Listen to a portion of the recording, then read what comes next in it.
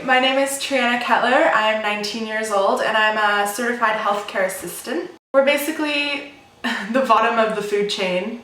We don't practice medicine at all. We don't give people meds. We're just sort of like the tidy uppers. I get people ready for the day. I get them, dressed and, hair done, anything that they can't do for themselves, which, is hard for some people because it's the loss of independence. I have 3 jobs right now. Well, technically 4.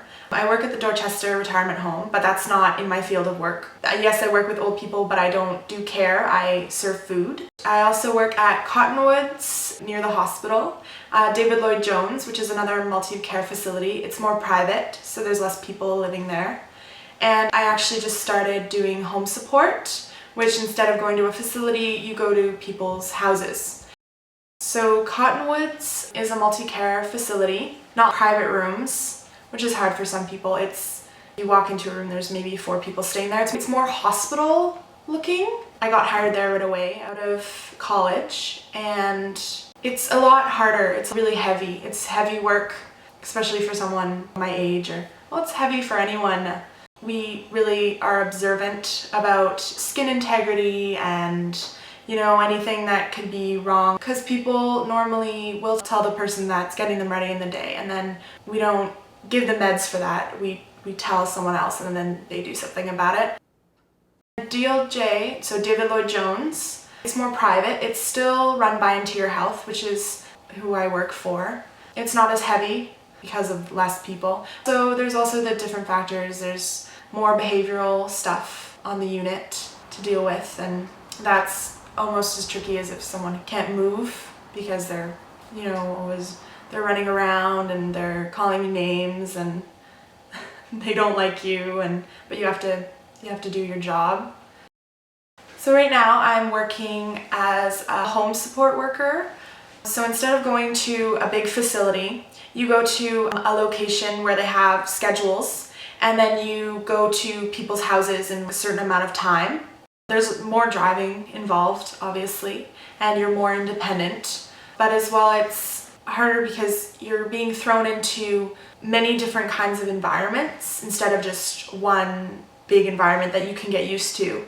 When you go to someone's home, you may not have the kind of materials that you need to do your care properly.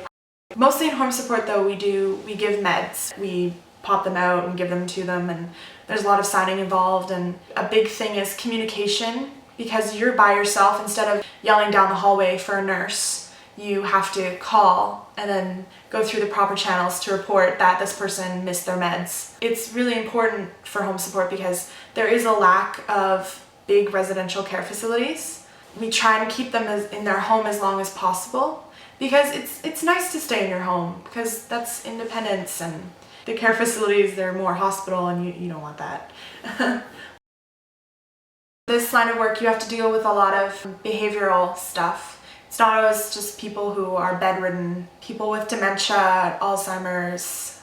It's also the different generation, of course. They're stuck in their ways, I guess. Our generation now is more open-minded. We're more okay with people being gay or people being of different races. There's a few residents or clients that we have that maybe request certain kind of care aid, but one that I've dealt with, I was the only one that could do his care that day because all the other care aides that were on that day were Filipino, so he didn't like that. If they even went near his room, he would scream at them and say horrible things, so I'm luckier I can help with that. Normally, people who go into this line of work, mostly women, it's very, very female based. So generally it's probably like 30s, maybe early 40s. Some people are still in their 60s and they work. Well, I'm one of the youngest. When I went into the program, I was 17, which actually I wasn't allowed to do it, technically, but since I would be graduating at 18, they allowed me to do the program. It's 6 months, but it's 9 months of work squished into 6 months. I chose the program because I knew that I wanted to be involved in healthcare in some way. But I chose healthcare assistant mostly because it was such a short program and school wasn't the best time for me.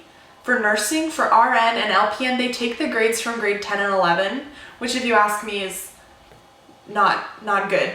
Not a good idea. I don't know why they do that.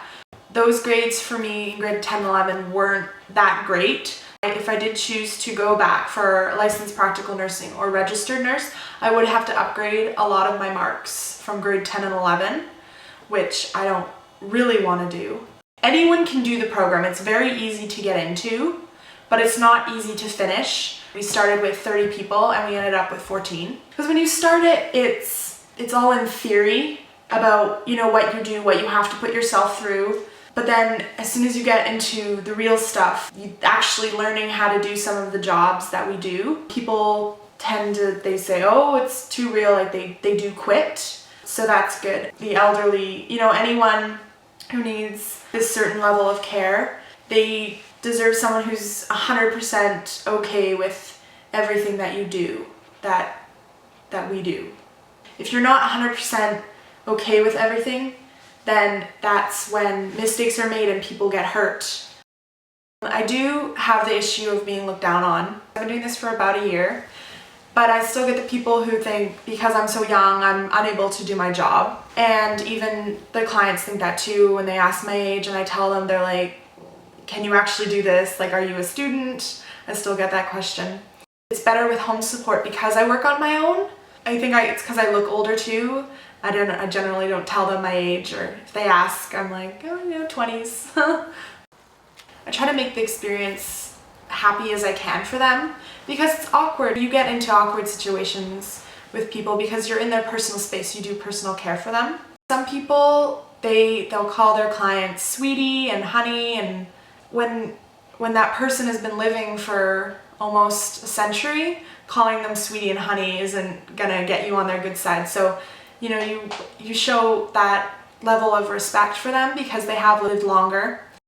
So I don't be all cutesy. I just kind of get to the point and say that, like, this is what we're gonna do. I try and make it as fun as possible for them because it is an awkward situation. A lot of people ask why I like old people so much. I think a lot of it is I don't like kids. So I'm like going on the other side of the spectrum. Like when you see a little kid cry, you're like, okay, they dropped their ice cream cone, or someone pushed them over, or maybe they just cried for no reason because kids do that. But when you see an older person, like in their 50s or their 60s, 70s, 80s, when you see them cry or when they're hurt, it actually like kills me a little because it's like such a big reason for them to be so hurt. And they deserve to have that care. Even if it is, you know, sitting with them for 20 minutes and them talking about it, that's, I think, the main reason I like old people. They just have really good stories, and they have more to tell you. Like with a kid, they can show you shiny rocks. Well, that's great. Shiny rocks are great, but I'd really rather hear about how you rode a horse to school in minus 30-degree weather. Like, that's a lot more interesting to me. I will still be doing this 5 years from now, and at this point in my life, I don't think I will upgrade. I don't think I'll go back to school, but I'll always have that option to, and I like that.